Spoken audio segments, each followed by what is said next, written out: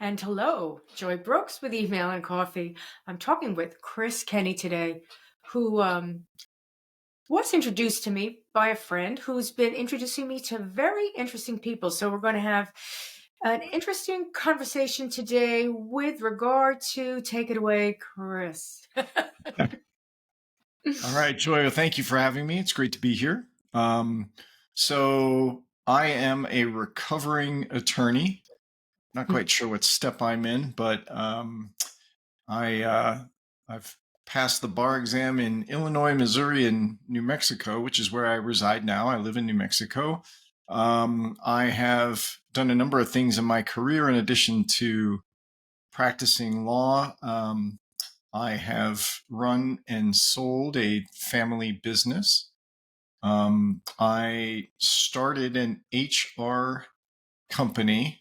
It was meant to be for businesses that were large enough that HR was an issue, but they were not large enough that they had their own HR staff. And as with many entrepreneurs, had the business plan unfolded the way we had it on paper, I would be speaking to you from my own private island in the Caribbean. But it didn't work out that way. I had a falling out with some of the other founders. And, so I've lived through the pain of that. Then moved into strategic planning work. I did a lot of strategic planning work for organizations. And then also, interestingly, in connection with major utility infrastructure projects. So utilities wanted to build these high voltage power lines. Communities universally did not want the lines. They wanted the reliable electricity, but nobody wanted the infrastructure. And my business partner and I had come up with a very proactive mechanism for engaging communities to actually work with the electric utility, both to understand the problem, but also to understand the entire range of possible solutions to the problem. And so communities would ultimately embrace the new power lines because that wasn't the sole solution to the issues that and so we got the communities to really be talking about what they wanted relative to energy issues, et cetera. And they and the utilities would advance a number of measures simultaneously to deal with this problem that the utilities had. So I did that around the country. It was very interesting work, met a lot of incredible people. And then came back to New Mexico, which is, again, where I reside, and really moved into business coaching, primarily for small to medium-sized privately held companies that were looking to grow, and what were some of the key mechanisms that they needed to employ to grow their company successfully. Did that for about 15 years. And now I am focused on coaching individuals, primarily private business owners, simply because I'm very familiar with that whole world. But I'm really focused in on helping the successful entrepreneur, the successful business person, really come to terms with what matters most in their world and how to integrate those things with the business that they're running. So, and that's not as easy as it might sound to, because I have found many, many, many highly successful business owners who are really unhappy. Like they're really unhappy with the state of their life. I'm not a life coach. I really don't aspire to that, though what I do certainly blends some of that kind of work into it. But it's really around how do we integrate what's most important to the business owner into the way they're running their business, how the business is operating, so that when they get to the end of their journey here on this planet, they look back and they don't have regret. So it's yes, having things and stuff is fantastic. I mean, it's incredible. It's great. It's very it can be very meaningful, but it may not be particularly fulfilling if all you've done in your business is acquire things and stuff and you haven't really integrated it into the rest of what's most important in your life. So that's really the work I'm focused in on now. So much there that I could go back to the utility and have a whole conversation about that. One of my pet peeves. I didn't know about that about you. I would have scheduled a whole different talk. So, what it really sounds like from all the stuff that you've done, sort of like you've been through the you've had quite an interesting history. Your career path has taken dips and dives and Mhm. forks in the road. Correct. And you came to your own realization of, what am I doing here? And how do I do what I want to do? Sometimes it doesn't end up the way I think it's going to end up. And what happens when that happens? And Mm, you've done it through, a particular lens, whether or not we could call it pragmatic or, however, whatever you want to call it. It doesn't sound to me like you're an emotional wreck, but there's a certain amount of uh, business emotions. yeah. No, I I mean, mean, you are correct in all of those observations. And let me just add a couple of quick things. So first, I am still on the very journey that my clients are on.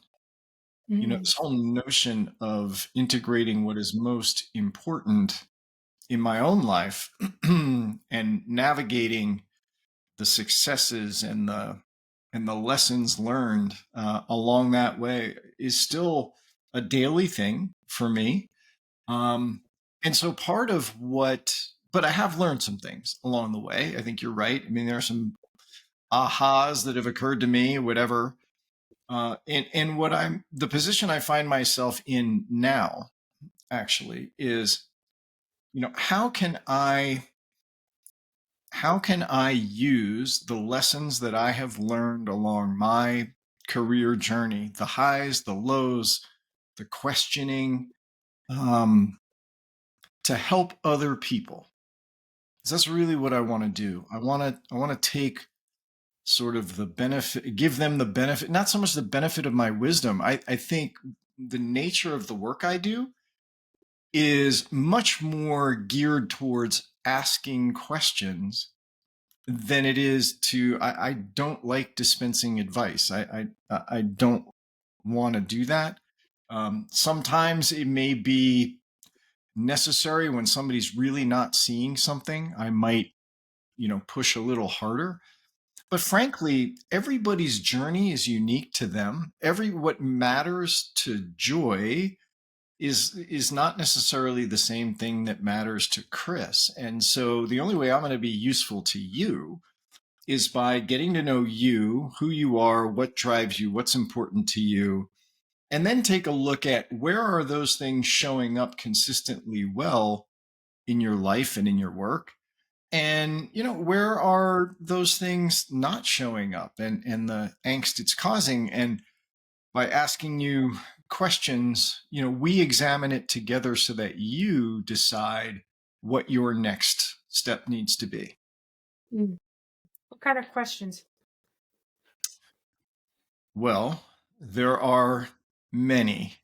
um, I have identified three in particular, three broad questions, each of which can be examined in a bunch of different ways. And I'll tell you just very briefly about these three questions and how I use them, but where they came from. So one, they really came from my examination of my own journey.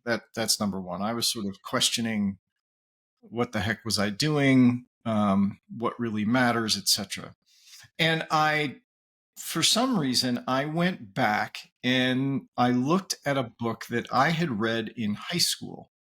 Now, keep on. I'm going to give you the title of this book in a second. Um, but I just want everybody to understand that this was required reading. This is not a book that I picked up at the local. I saw the title and picked it up at a local bookstore. The title of the book is called On Death and Dying. So it is. It was written by Dr. Elizabeth Kubler-Ross, and it was the summation of her research on people who were facing a terminal illness. And she conducted this research around the world. And what the researchers wanted to know is, how do individuals and the people who support them uh, deal with the reality of getting a diagnosis, that you only have X number of months or weeks to live. And so the study was, how do people from different cultures deal with that? And it's from that study that you and I were introduced to what are called the 5 stages of grief, which are denial, anger, bargaining, depression, and acceptance, right? So that's what came out of that study. My takeaway, however, was different. And it comes down to, no matter where people were in the world, what their socioeconomic status was, what their gender might happen to be, and whether or not they had any kind of spiritual affinity or not, really came down to people looking back on their lives were looking at 3 distinct areas to sort of put their life into context. And the degree to which people could answer yes to these 3 questions really determined how quickly they moved through to the 5th stage of this journey, which is acceptance, right? And they had some semblance of peace. So here are the 3 areas that people were, or I'll put them in the form of the questions that came to me. The first one is, did I live authentically? And so it's all about authenticity. Did I live my life on my terms according to my values? Or, did I do things that other people in my life, important people in my life, told me I should do? Right? So did I live my own life, and did I live authentically according to what matters to me? That was the first area. And so that's the first question. The second question is, did I cultivate meaningful relationships in my life? So these people were all looking at the quality and the nature of the relationships that they had in their lives. And finally, did I leave the world a little better? People in the study were sort of looking back on their lives, trying to, did I matter? Did I make a difference somewhere, a positive difference somewhere? And so those are the sort of the gist of the 3 questions. And then I ran across a quote from Viktor Frankl, who wrote Man's Search for Meaning. Of course, Frankl was a survivor of the death camps. His whole family was wiped out, and he was in the process, just months after being liberated, he was in the process of finishing the manuscript for Man's Search for Meaning. He gave a series of lectures in Vienna. And in those lectures, what he said was, and I think this ended up in Man's Search for Meaning as well, he basically said, it's not we who give meaning to life, or who can even demand that life give us meaning. He said, life asks us questions, and it is up to us to answer the essential life questions. And so when I saw that, and I thought of my 3 areas that these people facing death were focused in on, I came up with this idea that, look, I think I am onto at least 3 of the essential life questions that Frankl was referring to. There may be a dozen others, right? But so I'm not saying these are the only 3. But so my 3 questions now come down. I try to bring it into the present tense, because when you get to the end of your life, it's kind of game over. It's a little late, right? So what I'm trying to do in my coaching practice is to make people aware of these 3 areas now. How can I live this way every day? And so the questions become, am I living authentically? Am I cultivating meaningful relationships? Am I having a positive impact? And to make those 3 actionable, action-oriented, which is really what matters, I challenge my clients to start every day thinking about, today, how might I live even more authentically? What actions can I take?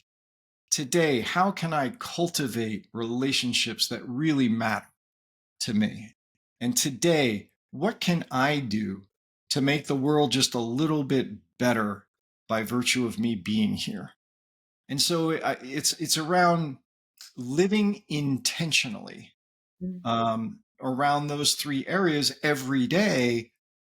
I'm a betting guy, right? I figure, look, if I can do this more days than not, if I can answer yes to those three questions more days than not, when I get to the end, chances are pretty good that I'll be able to say yes to those three questions. And if I can say yes to those three questions at the end of my life, um, then I will not have deep regret. Because the people in the study who weren't able to answer those questions with a yes were exiting this world, not in the best of places, right? They had a lot of regret. And so I'm trying to wake people up to focus on these now, because these are the things that are going to matter when you're at the end. It's not going to be about how much money did I make selling my company.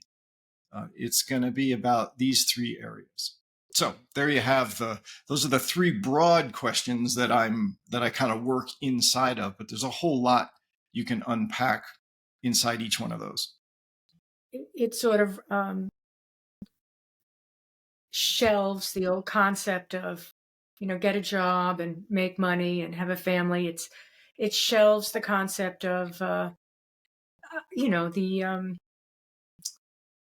less, I guess, individual responsibilities. So, the broader responsibilities are make money. Well, how are you going to make money? What are you going to do to make money? And in the end, what is that money going to mean to you? So, the questions again. Oh, I'm going to get married. Okay, so how is that going to work for you? It's sort of, it's it's a toolkit that helps you get out of procrastination mode and start acting. It definitely is intentional. It definitely provides agency, because if you say no to any of those questions, then the next question is, like, what if somebody were to say, if you were to ask, today, how was your day? Did you do, are you comfortable with what was going on? Was it you or was it somebody else? What are the things that were going on? Where are you falling short? Blah, blah, blah. Did you act authentically? And if the Mm, person says, no, what's the next question? mm. Because there are What? so many Yeah. days in our lives where we're basically running on autopilot. Right. Got to take the kids to school. We've got to Sure. pick the kids up from school. I've got to make sure that there's food on the table. I have to pay my bills. The laundry's got to be done. The house is a mess. And then walk the dogs. All these things, all the chores that have to be done. That have to be done. It's not like I can necessarily not eat today, right? I could, but I'm merely saying.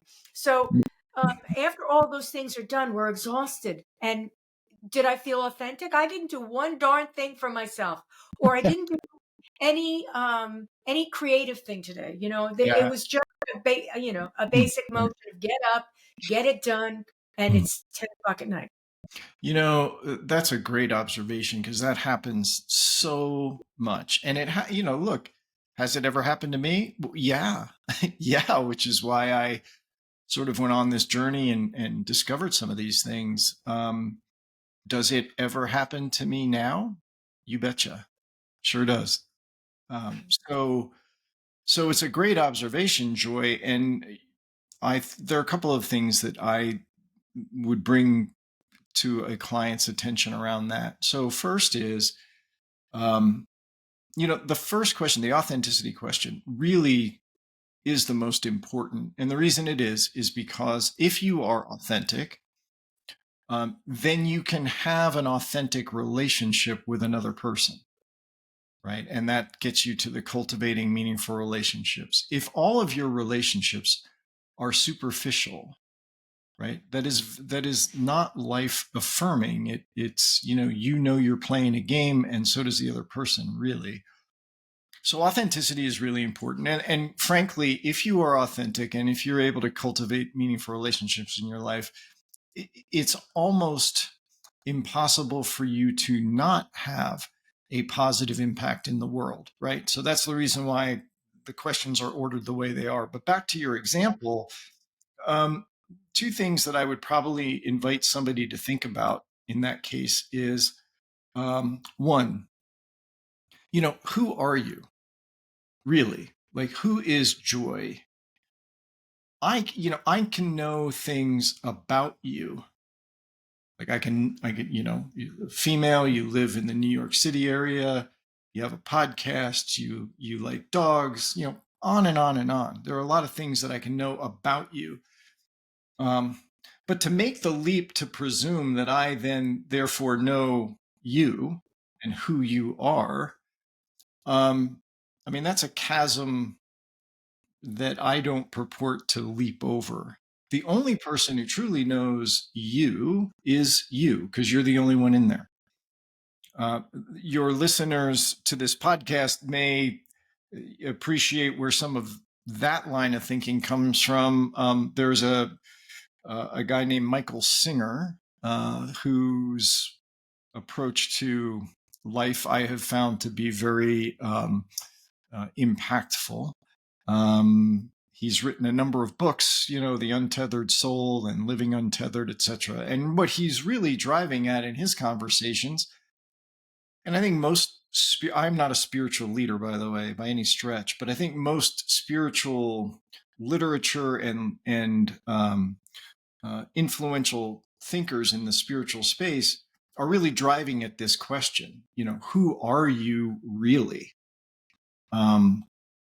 And so one of the challenges that I give to my clients is to work on that, is to work on figuring that out, because then that leads to the second thing. The second is what small steps can you take beginning today to step more into your sense of self, of who you are?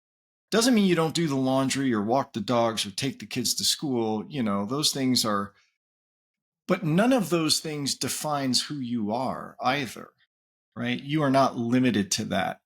But what do you feel does define you? Who are you? And how can you begin to take some smaller steps to feel as if you are walking in your authentic self? As a coach, I've got, as many coaches do, there's a number of tools in the toolkit, to try to help people with this. One of the things that I use, so I am a certified Y Institute coach.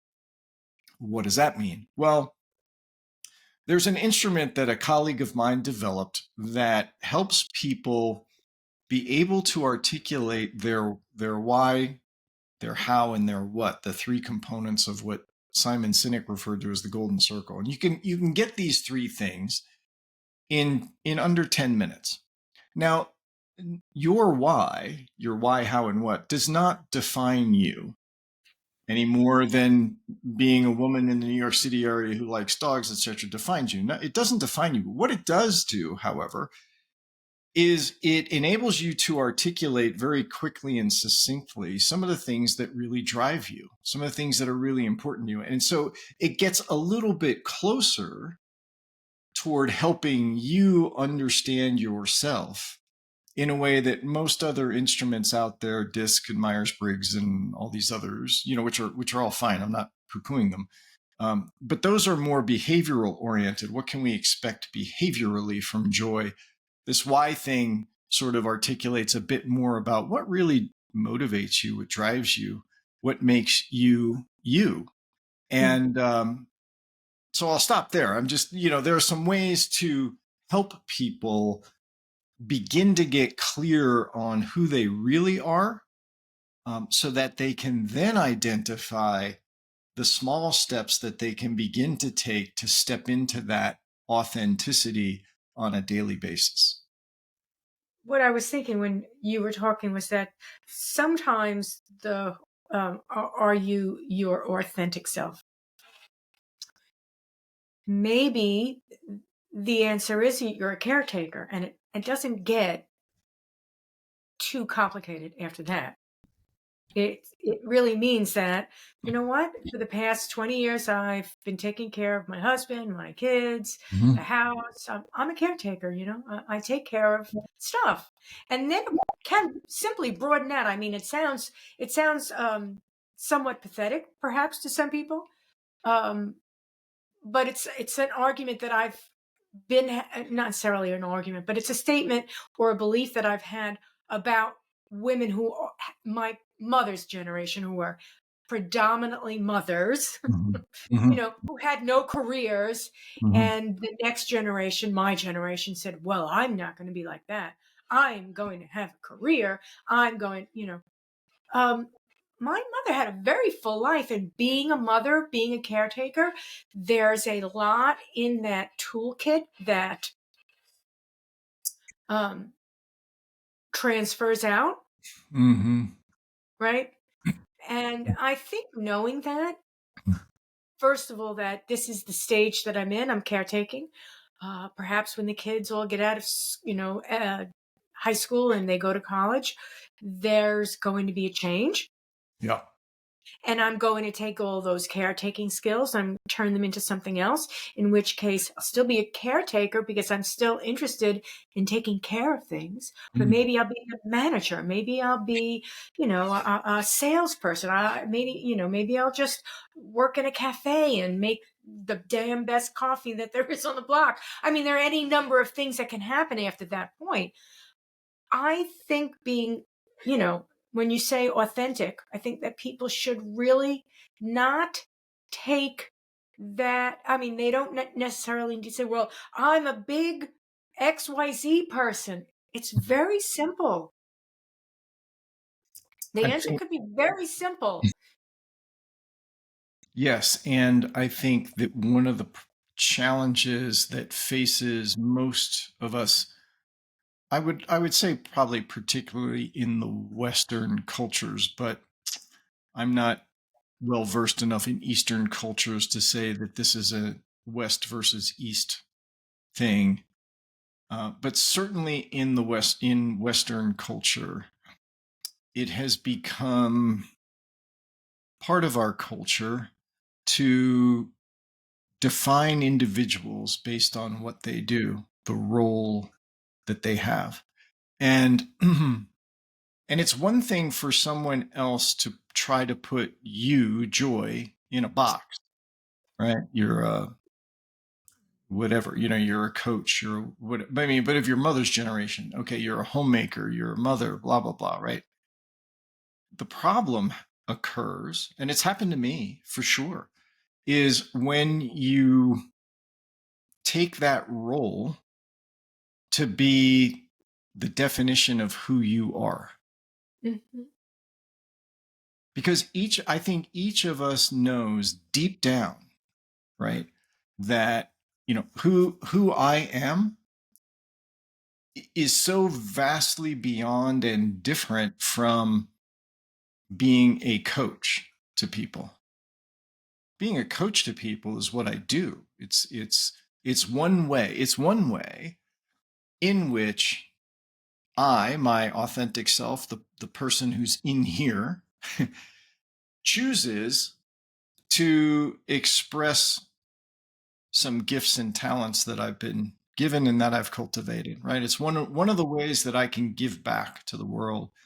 Um, I want to go back just real quickly to this why thing. For example, my why is to create clarity for people. It's why when you ask me a question, I talk for 10 minutes in answering it. I'm doing my best to get more succinct at that. But I really believe that when people are clear, they can make better decisions for themselves. Well, that also does not define who I am, but it's a little bit closer to my authentic self because I can apply that particular attribute in all aspects of my life, in my coaching work, in my, conversations with my kids, etc. Um, and when I'm able to do that, I feel more like myself. I feel authentic, right? certainly doesn't define everything about who I am, but it's a step. Again, this is all about taking steps every day. But I think the trap, what I really wanted to say was the trap I think that many of us, myself included, have fallen into is to limit who we are to the role we are playing. And because that's problematic on a whole bunch of levels, but I think deep down, most people are not comfortable with that. They know that they are much more than a mother, a homemaker, a business coach. They're much more than that, right? And so, and yet we have this challenge even within ourselves of defining ourselves relative to the roles that we play in the world. It's why I think the current identity crisis is never going to resolve anything, because it's not our identity. It Mm-hmm. is really how comfortable we are with whatever it is that we're our agency. So it's not so much um, that I am an email marketing person, Mm-hmm. right? It's how did I solve the problems during the day? Was I short with anybody Mm-hmm. during the day when I was solving those problems?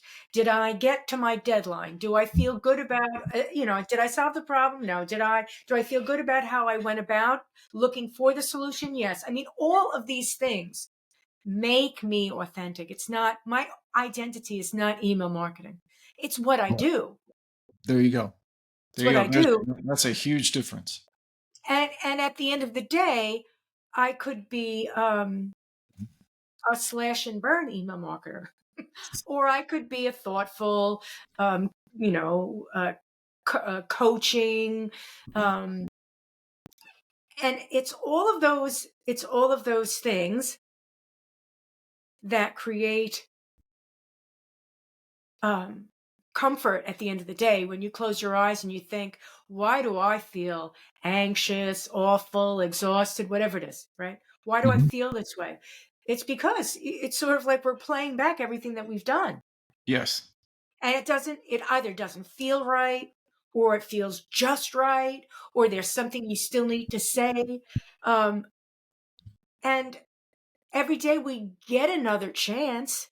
But Mm-hmm. if we keep bringing it back to making the same mistakes. If we keep making the same mistakes and bringing it back to point zero, we're never going to get anywhere. Yeah. Yeah. No. So, if we keep saying, yeah, but, I don't feel this is right. And then the next day, and I don't feel this is right.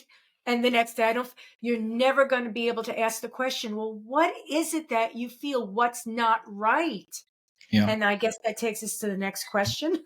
Mm. Does it take us? I mean, do these things sort of circle around? Because at the end, it's sort of you don't want to get to the point at the end where you're like, I haven't answered any of these questions. Right. Right. I mean, and that's really I suppose the mission or the work that I'm engaged in is to try to uh, wake people up, to the power of these three questions, and most importantly, how to apply them daily, so then that they're not just theoretical. I've got for business people in particular, somebody's running a business. Let me speak to that for just a second, because how do I help anybody in that space? Well, a colleague of mine who passed away in December, unfortunately, had come up with what he deemed as the four. So now we're getting more questions. Four entrepreneurial questions. So if you're a business owner, you own a privately held company. The first question was, what do I, the business owner, and my spouse or life partner, what is it that we need and want in life? And for my friend Lanny, his name was Lanny Goodman. For Lanny, he was quite agnostic about the couple's answer to that question. If they wanted $1 million and a couple $1 million and a house in Malibu and, whatever, that's fine. I mean, to Lanny, that was fine. Then the second question is, well, how can my business help me accomplish the things that I want in life? Third question, well, what would such a business need to look like? And the fourth question is, how do we get it to look like that? So what Lanny did is he took strategic planning and he made it very intentional, and he made it very pointed at the needs, desires, wants of the business owner. Right? It wasn't just how am I going to help you build a better mousetrap. It's how am I going to help you build a better mousetrap that feeds these things that you have now identified as being particularly important to you. Where my work came in with Lanny's was I said to Lanny, I said, well, look, it's great that you're agnostic about the answer to the first question, and I'm not going to interfere with that. But I would tell you, based on deaf and dying, what people want in life, from a life standpoint, is to be able to answer yes to these three questions. I lived authentically, I cultivated meaningful relationships, and I left the world a little bit better. And it's never about the things and stuff. It's never about the money. All of that I stuff is a believe you. means. It's a means to an end. And shortly Exactly. before he passed, Lanny was like, you know what, you're right. That's okay, great. So I was right. Great. Pat on the back for me. Hooray. That's not the point. Here's the point. Where I step in with a business leader, business owner in particular, is I invite them to consider that the three life questions, answering yes to the three life questions, really represents the most important answer, or the most important answers to that first question about what do I need and want in life? Well, if I want to answer yes to these three questions, now let's go to the rest of Lanny's questions. Well, how can my business help me accomplish those things? What would it need to look like? How do we get it to look like that? At that point, it becomes a design issue. And it's not a binary, well, do I stay with my business or do I go do something else? It could wind up that way in a critical situation.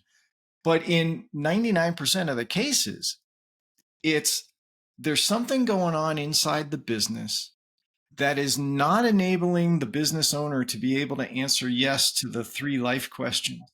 And if we can figure out how to redesign the business so that it feeds into those three questions, oh my God, now we've got a business that the owner loves going to, that the owner loves cultivating, because it's feeding his or her soul, not just his or her bank account. Right. This So, reminds me of this reminds me of something. I just have to say it. And it's simply from a few television shows that I've watched on the life of Henry Ford. So mm, obviously, we all know what Henry Ford did. mm-hmm, You know, um, was his business successful? Yeah. Was he a nice person? No. No. When he died, did he say, I really should have been nicer to my son because probably the business would have gone a whole different? Yeah, I'm sure he did. Because he destroyed his son's life, who ended up taking over the business, who practically destroyed the business because he was a miserable person, not a miserable nasty, but his father had made him a horrible life mm-hmm, because no, he wasn't good to people. yep, yes, And he never made he he his invention was self-gratifying, but it never um, really was able to be a real beautiful thing to other people the way it was. I made this. That was more important to him. I made this than, and I solved problems. There was a lot of I in this, mm, you know? mm, And I think that many business people may confuse success on that level yes, because Henry Ford was very successful and the Ford car is still here and it's still, still rumbling away. But in reality, there was a big hole in that life. yeah, And just as you said, as you were ending what you were saying, was imagine having all of the things, that projection of what you want your business to be, right, that strategy, that goal, and meeting that goal, and also Right. being good to yourself, being good to people, Yep. and knowing at the end of the day, damn, I made a difference. That's absolutely on point, and it's really, I guess, the gist of what I'm trying to do is get. Remember at the beginning, I had said, talking about on death and dying, the origin of the three questions, and people who were not able to answer yes at the end of their life had deep, deep regret.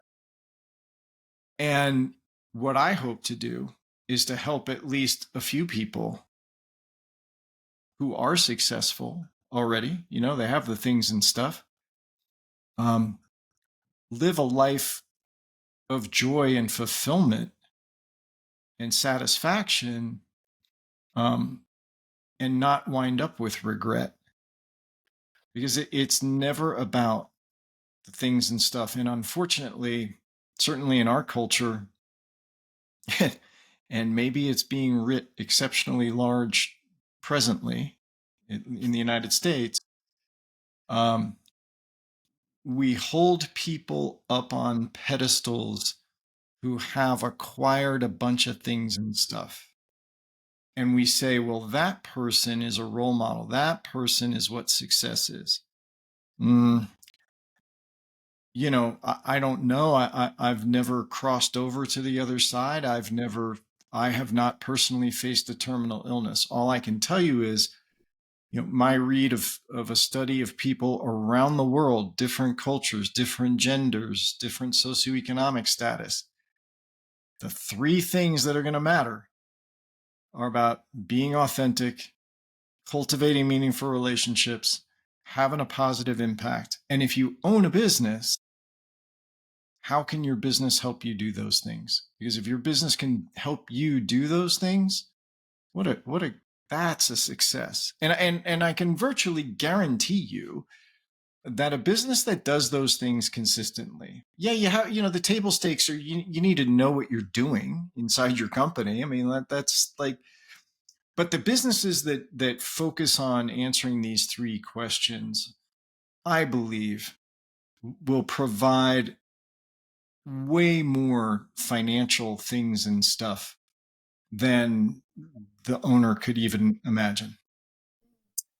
Another thing that comes to mind is a conversation that I had with somebody, and I basically said, I know, you would like to see a business with compassion. I said, but businesses don't have compassion. They have a bottom line. Mm-hmm. They don't have compassion, but that's not necessarily um, uh, true or false. If the business owner has a vision, Mm. and part of that vision is that he's paying it forward, and Mm-hmm. then he's making sure that people in his business are getting what they need.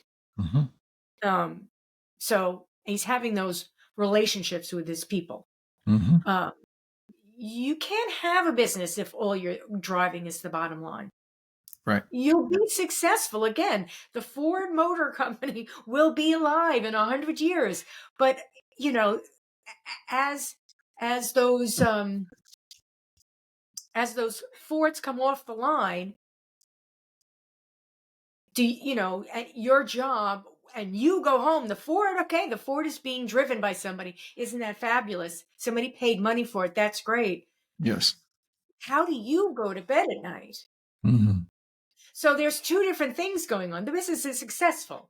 That's fabulous. Like you said, you need a business that has um, function, and it's practical. It's solving problems, but you Right. also need to have and cultivate not necessarily all this compassion in a business. You don't necessarily need to be crying with every individual who has a horrible Right. experience, but you need to know how to deal with that, Yeah. not to shirk from it, Mm-hmm. not to I know that you said you dealt with HR, but not just to throw it over to HR. Right. Yeah. You Yeah. have a responsibility. There's a great example of that. There are many great examples of business leaders who are not like Henry Ford. And they fall into, there's a movement now called conscious capitalism. Um, and there are many, many companies sort of featured within the conscious capitalism movement, who do the kinds of things you're talking about. And you're absolutely right. The business does not have a personality. The leader does. And what the leader embodies and brings to the company is what the company culture becomes, etc. But there's one person in particular. I'd invite any of your listeners who's interested in learning more about leaders who do this sort of thing in the world of business. One guy in particular comes to mind. His name is Bob Chapman, and Bob is the CEO, or I think he may just be chairman now, of a company called Barry Waymiller. And Barry Waymiller has a long history, but they are a very blue collar company. They manufacture the machines that do things like roll up toilet paper and package the toilet paper and get it into cost. Like, they make machines, so it's all very blue collar. And Barry Waymiller is a privately held company that has, I forget how many $billion in revenue they have now, but it's several billion in revenue. And the way Bob grew the company was it was entirely focused on people, on the individual, primarily the people inside the company and their well-being. And he acquired company after company after company. And whereas many like private equity firms, they would acquire companies for the purpose of spinning them back off, or gutting them and whatever. No, that isn't the way Bob works. Bob did the opposite. He would acquire and hold. I don't think they've ever sold a company that they've acquired, and they've acquired dozens. And his entire focus is on taking care of the people who work in the company, because he believes that if you take care of those people, and you enable them to grow personally and professionally, the ripple effect that has, not just on the customers that Barry Waymiller serves, but on the families of all the employees. So anyway, if any of your listeners are interested in, maybe a case study, the anti-Henry Ford, it would be this guy, Bob Chapman at Barry Waymiller. It's somewhat goes against the passive business model. Mm-hmm. Because the passive business model is just that, it's passive. So, I've got this multi-level marketing scheme that works. It worked for me. I packaged it up. Here are all the steps. Here are all the templates. Here, the videos, let's go team videos. I can sell it to you, $99, Mm-hmm. and I'm just sitting around doing nothing, and it's being sold. There's nothing in that. There's nothing in that. Now, unless I have otherwise identified other things that I'm doing with my life, I don't think the passive business model will work. I think that it will be totally ungratifying. You really need to Agreed. interact with people. You need to feel that you've just made impact. And so I think what you have just described, and what I was alluding to with Bob Chapman, is sort of consistent with the 3 life questions and with Lanny Goodman's 4 entrepreneur questions. And it comes down to this. It comes down to being intentional, right? If you can be intentional in your email marketing business, and doing what you do brings out the best in you, and it feels genuine and authentic, that's a great expression of who you are and your gifts. And if you can be intentional about doing that in a way that enables you to cultivate meaningful relationships. Are you going to have a meaningful relationship with every client? No, that's not what I'm saying, right? But you may, in the process of building your business, cultivate meaningful relationships with your suppliers, with and with the dozens of other people who come and go through the process of creating this business. And finally, doing what you do, what's the impact that it's having? And it doesn't have to be about solving world hunger. No, it's about, are you having a positive impact? Are you helping other people be successful so they can feed their families and, go after their aspirations? All of those things. This doesn't have to be so big. It's really, Exactly. but I do think, and this is where I think Bob didn't have my three questions in front of him.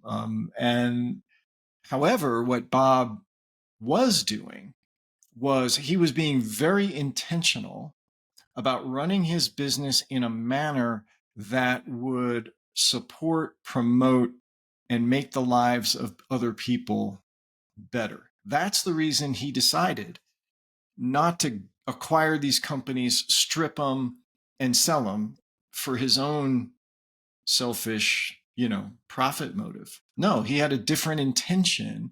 And frankly, when I look at what Bob has done, I would say, the way Bob runs Barry Waymiller enables Bob to answer yes to the three life questions.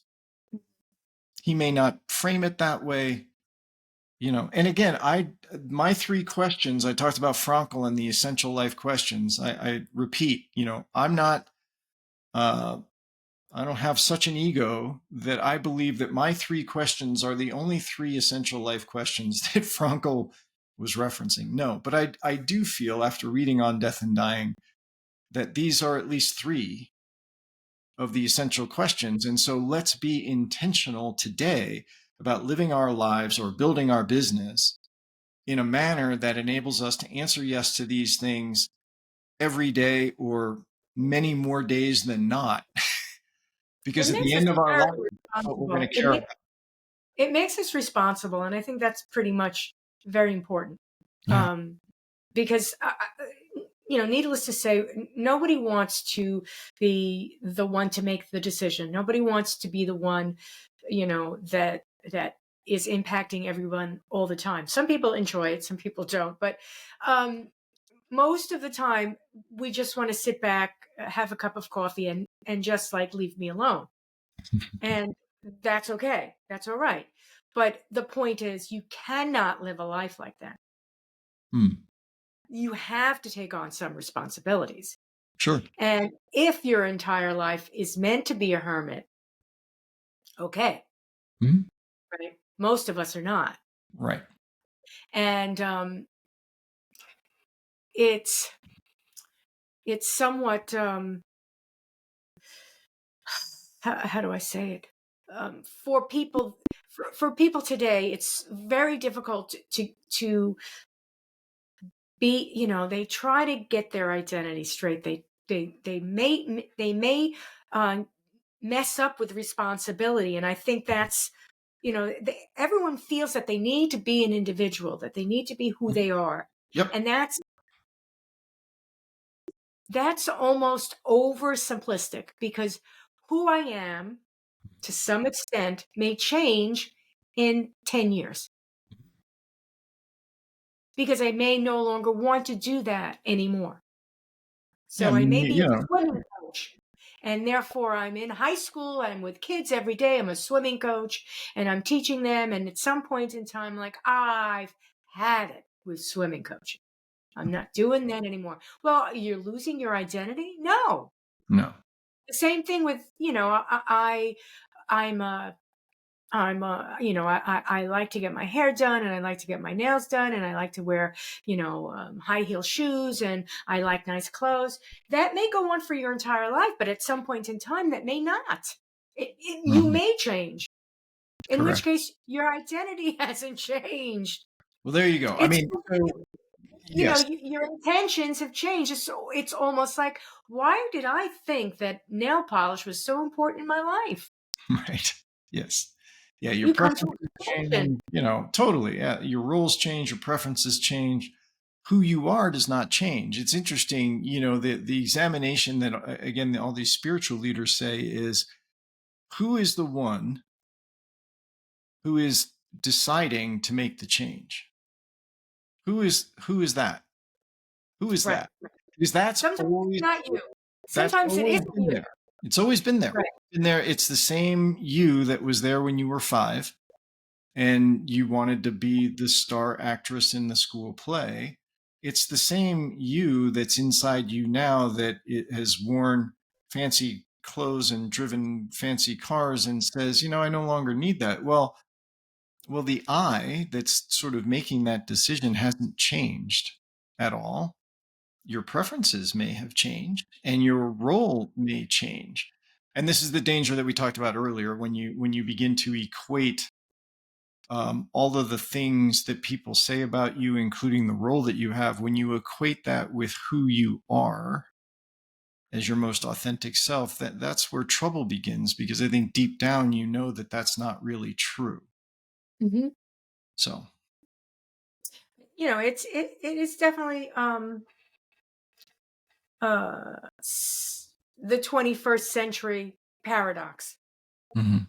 because identity and individualism, and some amount of agency is so important. Yep. And first of all, it's confusing because the things that were possibly taught in school are counterproductive, right? It's Mhm. not necessarily teaching us what those benchmarks, or what those identities, or what those uh, characteristics, those avatars, what those things actually play out, or how they play out. Because again, I'm a homemaker. Well, that means I can organize things, right? Mhm. So if I think, oh, I'm only a homemaker, then it's very likely that when I go on that interview after my empty nest, my kids have Mm, left that, I mm, go on that interview, I'm going to say, well, you're not going to be really positive. But if you think to yourself, I've organized the lives of 4 people, mhm. my husband, my house, I've paid bills, the credit score is me. I mean, Yep. all of those things. Mhm. Yep. Um, then you're more likely to show people, hey, you know what? I'm a strong person. I'm able to organize. It's not that you're a homemaker or you aren't a homemaker. It's not that you're, not a mom, or you never got married. You're a single XYZ. All of those things are very simplistic, Sure. but it's sort of like a diamond. And all of the facets that make up the diamond. You don't say to somebody, I'm a diamond, and expect them to understand. Yeah. You have to be aware of all of the facets that make you that diamond. Mhm. Yeah. And Agreed. that's the authentic you. That's that's the one you're working on, and that's the one that, at the end of the day, you're going to have to say, did I impact others? So, Mm, did I that diamond in the rough, did I pay it forward? yeah. Did I Right. pay it forward? Yep. And I think paying it forward is definitely something that happens to people as they get older. I don't think Yeah. I'm making it. I'm No, I mean, oversimplifying. you're right. Don't think about paying it forward. No, no, most do not. I didn't.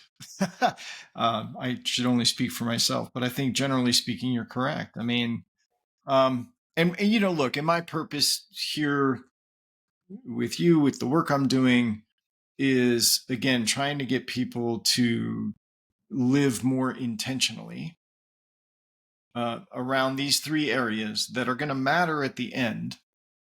So you should be thinking about them, working on them incrementally now, right? Because that's because then you get to the end, I believe, and you will not have the deep regret that some of the folks in the book, had. So, so for me, that's really what the work is about. It's about helping people live more intentionally so they feel good, so they feel fulfilled, so they don't have regret. Um, as a theology teacher of mine once said, none of us gets out of here alive. So, thinking about this is not meant to be morbid. It's meant to be, no, let's do it so that you feel a sense of peace and dignity and fulfillment. But that takes intent. You need to make conscious decisions. Well, about what? Well, from where I stand, it's around these three areas. However you choose to live into those is entirely up to you. Make no judgment about it, and I don't really even offer any advice about it. It's more about getting people to examine it. How am I doing that today? And how could I do it a little bit better tomorrow Right. in these three areas? So I hope this has been helpful. I've really enjoyed this conversation with you. I, it's somewhere along the lines of the Ten Commandments, but it's in three questions. It really is. How do I live my life? Yeah. How do I Yeah. live my life? I made a What are the conscious rules? decision to not put them in stone. I don't have tablets. Don't worry, it's okay. And you don't have to go up to the mountain unless you want to. Where can people find you on the web? Sure. Thank you. One, they can find me on LinkedIn. I hang out there. The other is I have a website and an email. My email address is chris@the3lifequestions.com. And three is numerical. So it's the word the and then the number three, lifequestions.com. So chris@the3lifequestions.com. My website is https the3lifequestions.com. I've got a blog, but there's plenty of ways to contact me through the website. That's probably the primary way. I'd be I'll delighted make to sure to put them down there. talk to anybody about this and how it might apply in their life. So, Thank you very much. It's been a pleasure. thank you, Joy. Thanks for having me. You bet. And that's a wrap.